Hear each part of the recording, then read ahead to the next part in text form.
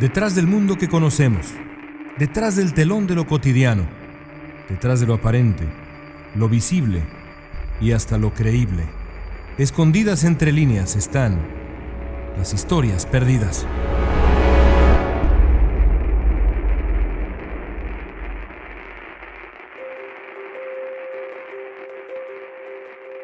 Desde tiempos inmemoriales, una de las preguntas que se han hecho los encargados de la seguridad en distintas sociedades humanas es cómo mantener presos a los peligrosos criminales que las amenazan.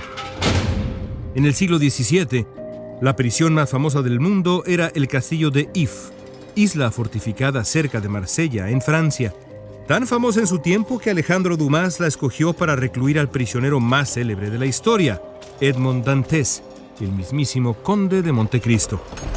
En el siglo XIX, la distinción de ser la cárcel más famosa del planeta le correspondió a la Isla del Diablo, un pequeño islote de apenas 14 hectáreas que funcionó durante un siglo como una suerte de comunidad penal bajo el resguardo del gobierno francés. A lo largo de su historia, la isla recibió lo mismo a presos políticos que a criminales mucho más violentos y sanguinarios. La crueldad practicada en la Isla del Diablo contra los prisioneros es parte fundamental de la vergonzosa historia correccional de la humanidad. Aún así, ninguna cárcel es más famosa que la isla que se encuentra en el corazón mismo de la bahía de San Francisco en California, uno de los sitios más hermosos del mundo. Son casi 8 hectáreas de desesperación y enclaustramiento. Durante el siglo XIX fue utilizada como bastión militar por la Armada de Estados Unidos. Años después, ya bien entrado el siglo XX, la isla fue adaptada como centro penitenciario. Y no fue casualidad alguna.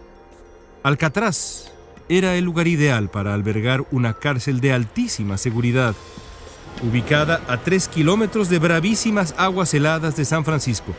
Escapar de la mítica prisión californiana parecía una misión imposible. De acuerdo con la versión oficial, a lo largo de sus 30 años como cárcel activa, nadie pudo huir de las garras de la isla. ¿Pero será verdad? ¿Acaso nadie logró escapar de Alcatraz? Durante 3 décadas, como la prisión más famosa del mundo, Alcatraz registró muy pocos intentos de fuga. Según la historia, ninguno de ellos alcanzó su objetivo. Fuera por la férrea seguridad interna de la prisión o la gran dificultad que implicaba cruzar de manera exitosa y veloz los kilómetros de agua entre Alcatraz y San Francisco, ningún preso logró escapar de la penitenciaría californiana. O al menos, eso se dice. Así, el carácter inviolable de la isla ha sido desde siempre motivo de orgullo para quienes trabajaron en La Roca, como se le conoce comúnmente a Alcatraz. Pero hay quien asegura que no todos los presos que intentaron huir fracasaron.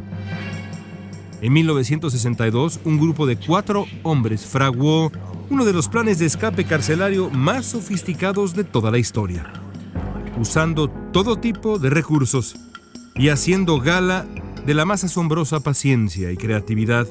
Frank Morris, John Anglin, Clarence Anglin y Allen West quizá consiguieron lo imposible: escapar con vida de Alcatraz.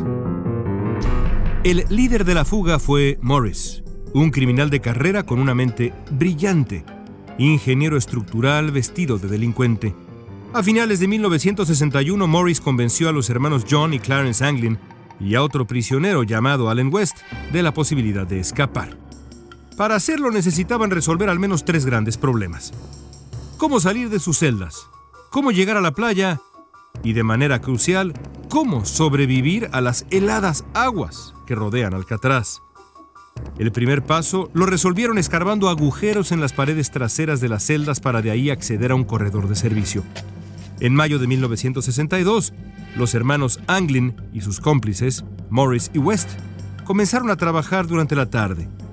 Al mismo tiempo, los hermanos empezaron a diseñar cabezas falsas, fabricadas con algo de cemento, jabón y cabello que robaban de la barbería de la prisión. Las cabezas servirían tiempo después para engañar a los guardias durante el escape más osado de todo el siglo XX.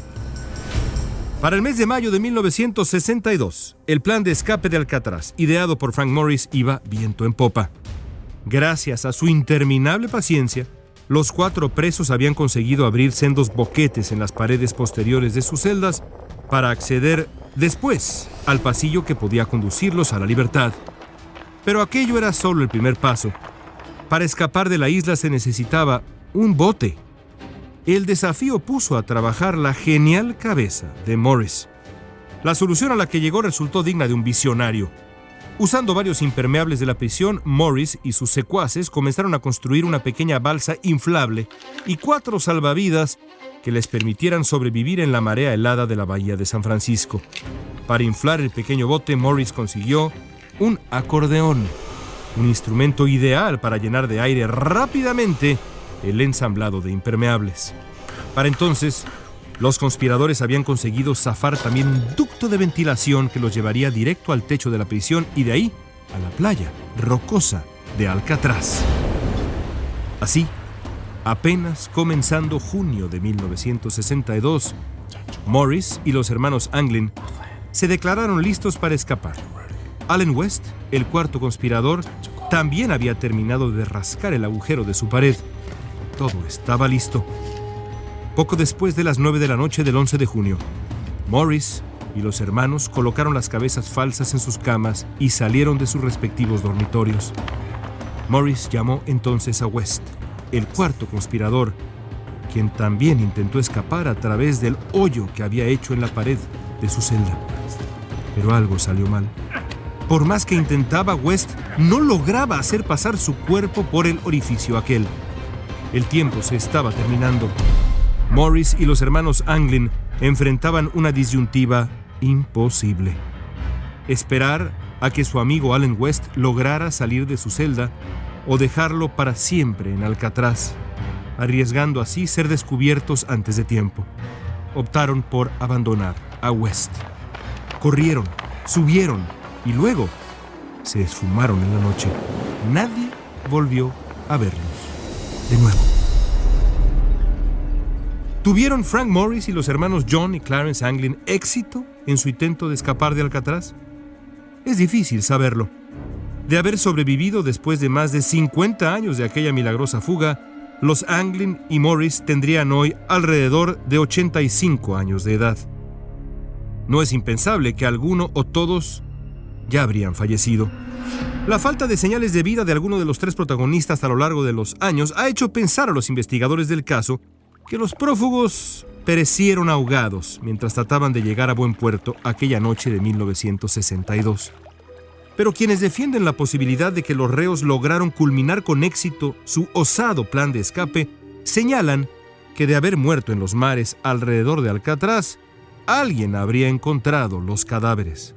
Y el argumento suena razonable. Para las autoridades, la evidencia más clara del fracaso de la fuga de Morris y los Anglin es el descubrimiento que hiciera un barco noruego 15 días después del día del escape, a 20 millas del icónico puente Golden Gate en San Francisco, de un cadáver flotando.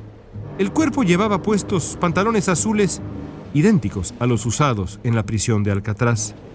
¿Habrá sido ese el cadáver de uno de los 3 legendarios fugitivos? Cualquier conclusión es solo especulativa. El barco, increíblemente, no recogió el cuerpo, que seguramente se perdió en las olas heladas del Pacífico o quizá en las fauces de algún tiburón. Otro factor que despierta dudas sobre el eventual éxito del escape es el silencio absoluto, que de acuerdo con las familias de los fugitivos se ha mantenido durante medio siglo. La familia Anglin nunca volvió a escuchar nada de John y Clarence, algo que resulta sospechoso, si es que dicen la verdad. Pero incluso así, nadie puede asegurar lo uno ni lo otro. Nadie sabe realmente si John y Clarence Anglin o Frank Morris, el genio detrás de la fuga de Alcatraz, lograron su increíble cometido. Solo ellos, si es que viven, podrían aclararlo.